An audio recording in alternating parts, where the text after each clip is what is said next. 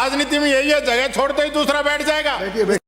देखिए आ जाइए, चलिए उत्तर। अरे आपके मंत्री उत्तर दे रहे हैं। कांग्रेस की संस्कृति भाजपा में नहीं है, ये कांग्रेस की संस्कृति है कि इधर बैठ जाता है, इधर बैठ जाता है, कभी इधर हो जाता है।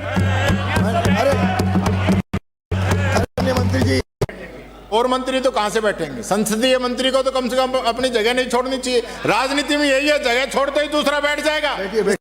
देखिए आ जाइए, चलिए उत्तर। अरे आपके मंत्री उत्तर दे रहे हैं। कांग्रेस की संस्कृति भाजपा में नहीं है, ये कांग्रेस की संस्कृति है कि इधर बैठ जाता है, इधर बैठ जाता है, कभी इधर हो जाता है। अरे मंत्री जी उत्तर आ रहा है आपके मंत्री का। माननीय अध्यक्ष महोदय, भाई सबसे एक बार आग्रह है कि प्रश्नकाल में कोई अपना स्थान न छोड़े। दोबारा याद दिला रहा हूं। माननीय अध्यक्ष महोदय, मैं आपके माध्यम से माननीय सदस्य को बताना चाहूंगा कि जब तक ग्रामवासी स्वेच्छा से अपनी सहमति विस्थापन के लिए नहीं देंगे, उनको विस्थापित नहीं किया जाएगा।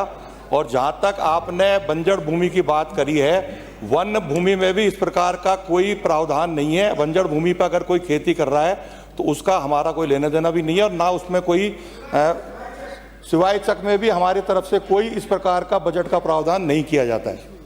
कोई और दूसरा पूरा। अध्यक्ष महोदय, माननीय मंत्री जी से मैं पूछना चाहूंगा आपके माध्यम से, आपके सीएम भी बड़े भक्त हैं, गोवर्धन बाबा के पुजारी हैं, आप प्रश्न पूछो। दयालु सरकार है।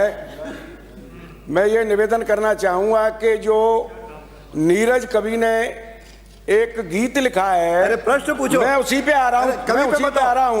कवि का मेरा नाम जोकर में कहा है उसने, भाषण में जो चाहो तो जानवर आदमी से ज्यादा वफादार है। प्रश्न पूछो। जानवर, प्रश्न नहीं पूछ रहा हूँ। हाँ। जानवर आदमी से ज्यादा वफादार है।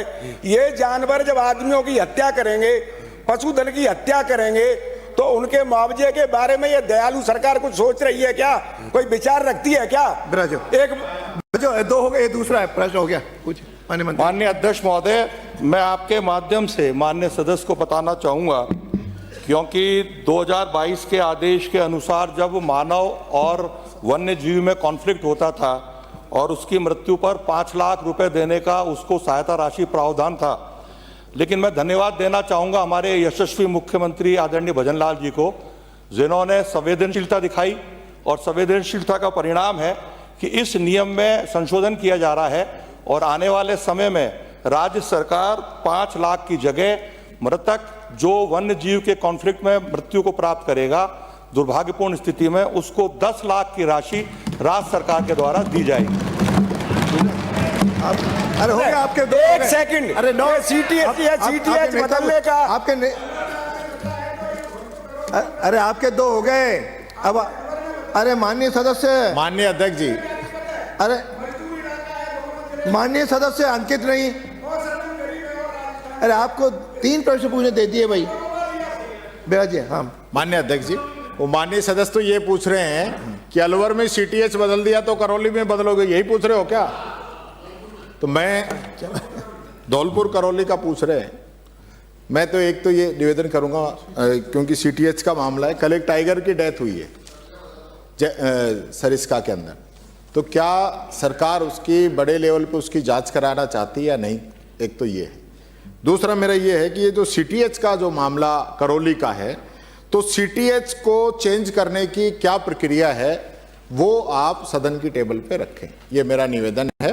और जैसा अलवर में चेंज किया है वैसा करौली में भी सीटीएच चेंज करना चाहते हैं क्या? करौली धौलपुर। माननीय सदस्य। माननीय अध्यक्ष महोदय, माननीय नेता प्रतिपक्ष ने कल एक बाघिन की मृत्यु के बारे में जो प्रश्न किया है उसके बारे में बताना चाहूंगा। दो बाघिनों का एक कॉन्फ्लिक्ट हुआ था जिसमें ये बाघिन घायल हुई थी और उसके कारण उसकी मृत्यु हुई है। उसका पोस्टमार्टम भी कराया गया है और एनटीसी के नियम के तहत पोस्टमार्टम करा के उसका विधिवत सम्मानपूर्वक दाह संस्कार किया गया है। जहां तक आपने सरिस्का के सीटीएच की बात करी है, माननीय सर्वोच्च न्यायालय के आदेश अनुसार एक कमेटी का गठन किया गया था और उस कमेटी के रिपोर्ट के आधार पर वो रिपोर्ट सर्वोच्च न्यायालय में प्रस्तुत की गई और सीटीएच का निर्धारण किया गया। जहां तक आपने करौली धौलपुर के बारे में प्रश्न किया गया है, वहां सीटीएच का निर्धारण किया जा चुका है। अगला प्रश्न है श्री केसाराम चौधरी। प्रश्न संख्या चेंज करने के नियम क्या हैं, वो नियम सदन को उपलब्ध करा दे। मैंने तो यही पूछा है। सीटीएस के बदलाव के बारे में जो माननीय नेता प्रतिपक्ष ने प्रश्न किया गया है वो सदन की पटल पर रख दिए जाएंगे। श्री केसाराम